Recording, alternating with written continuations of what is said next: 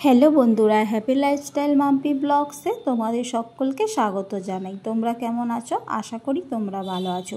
তোমাদের আশীর্বাদে আমিও ভালো আছি। আজকের ব্লগটা সকাল থেকে শুরু করছি, দেখতে থাকো, নিশ্চয়ই তোমাদের ভালো লাগবে।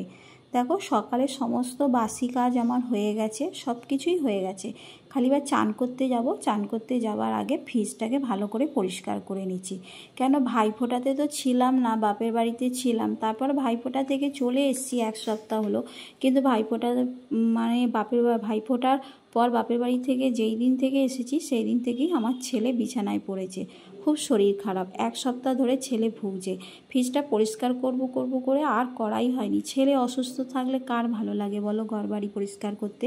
আগে আমার কাছে ছেলে আগে সুস্থ হবে, তারপর ঘর বাড়ি। ওই রান্না খাওয়া ওই রকমই হচ্ছে, করছি। ছেলে তো কিছুই খেতে পাচ্ছে না, করছি, খাচ্ছে।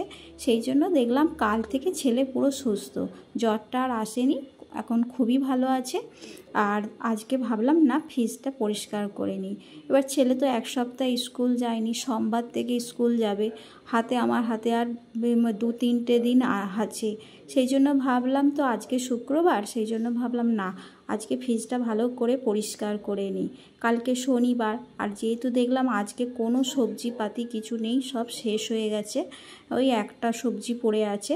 সেই জন্য ভাবলাম না, সব যখন কাজ তাড়াতাড়ি হয়ে গেছে, আর চান করতে যাওয়ার আগে ফ্রিজটাকে আজকে পরিষ্কার করে নিই। যেহেতু ওর বাবা বাজার যাবে, সবজি পাতি নিয়ে আসবে, আবার সেই সবজিপাতিগুলো স্টোরে রেখে দিলে ফ্রিজটা আর পরিষ্কার করা হবে না। ভাবলাম সবজিপাতি যখন পুরো শেষ হয়ে গেছে, ফ্রিজে যখন কিছু নেই, এই ফাঁকে ফ্রিজটা পরিষ্কার করে নিই। আমি কিন্তু ফ্রিজে যখন সব সবজি শেষ হয়ে যায়, ফ্রিজে যখন দেখি কোনো কিছুই নেই, তখন কিন্তু ফ্রিজটাকে আমি পরিষ্কার করে নিই। সেই জন্য আমার যে একেবারে ডিপ ক্লিন করে ফ্রিজ পরিষ্কার করতে হয়, সেই জিনিসটা হয় না। আর ফ্রিজে আমার গন্ধও ছাড়ে না কোনো দিন। ফ্রিজটাকে আমি এরমভাবেই সপ্তাহে পরিষ্কার করে নিই। আর ওর বাবা বাজার গেছে, আর এই ফাঁকে ফ্রিজটা আমি পরিষ্কার করে নিচ্ছি। ফ্রিজটা পরিষ্কার করেই তারপর চান করতে যাব। আর দেখো, ফ্রিজটাকে পুরো পরিষ্কার করে নিচ্ছি, ম্যাটগুলোকেও মুছে পেতে দিয়েছি, ফ্রিজের ওপরে কাপড়টাও পাল্টে দিয়েছি। ওইটাকে চান করতে যাব তো কেচে পরিষ্কার করে নেব।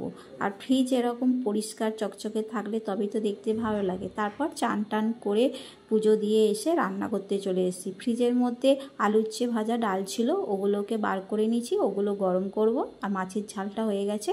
আর বরবটিটা ফ্রিজের মধ্যে একটাই সবজি ছিল, সেটাকে কেটে তরকারি করে ফেলছি।